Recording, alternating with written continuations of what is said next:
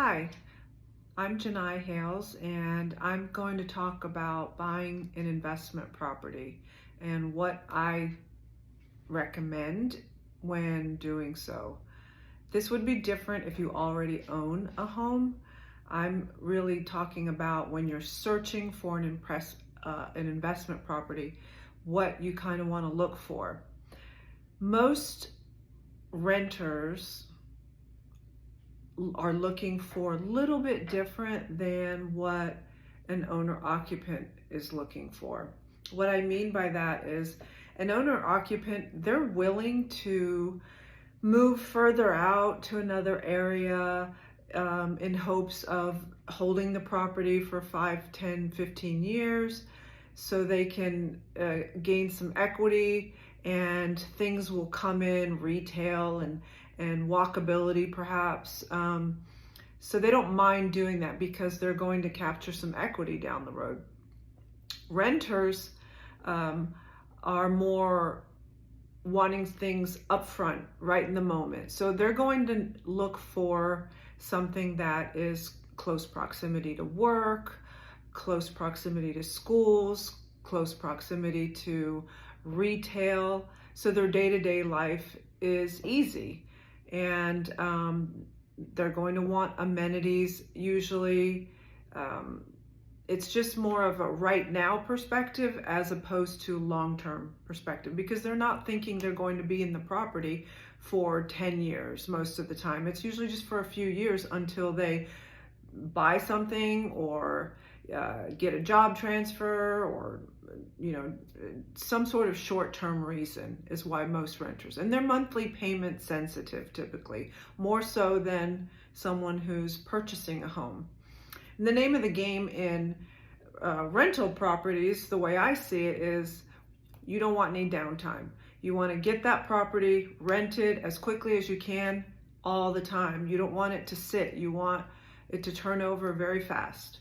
So some of the things I do when I'm looking to buy another rental property is I look at who's my customer, who's my consumer. I like to stick with a customer that there's plenty of them. So when I'm looking for a property, I stay in a range of average household. So right now here in, for example, Williamson County, average homes are about $450. And rental rates kind of correspond with mortgage payments as well. It's going to be pretty close depending on what the down payment is. So whatever that customer in that average household is going to be able to afford, that's what I'm going to look to purchase, because I want to be able to have as many potential customers as I possibly can. And with that, I'm going to look for a community that has amenities, a pool. It doesn't have to have a golf course, but definitely a swimming pool, trails, close to shopping. Another thing I do is I don't prefer to purchase townhomes, condos. I like single family homes because there again, I look at my customer. Anyone will move into a single family home. Not everyone will move into a townhome. Not everyone will move into a condo.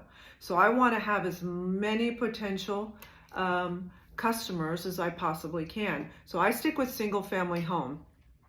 I don't go towards the large end because that's not the average household. I stick with around 1,400 to 2,000 square feet. So I can there again capture that average person and have as little downtime as the minute one of my tenants move out, I'm going to quickly be able to find another tenant that's going to be a good tenant. So I want options, and I do that so I can have as many options as I can and get that good tenant in there.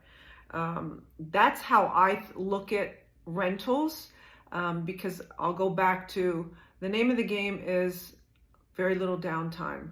Yes, it's important to get a good price on a property, absolutely. But what's the purpose in getting a good price if you can't find anybody to rent it?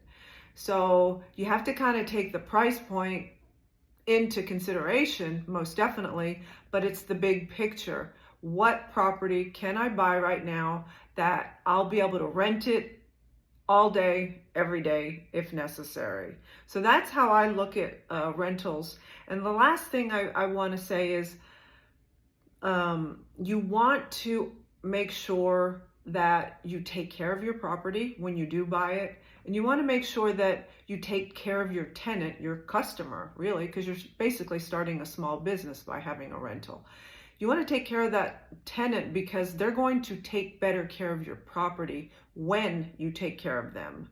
I know it doesn't always work that way, but more times than not, it will. So please be mindful and do necessary repairs, updates when it comes time. Those are the things that are going to hold that asset appreciating year over year. When you don't take care of a property, it's not going to appreciate as well as ones that do take care of their property. Because at the end of the day, you're going to exit this property at some point in time. I like to do 10-year holds.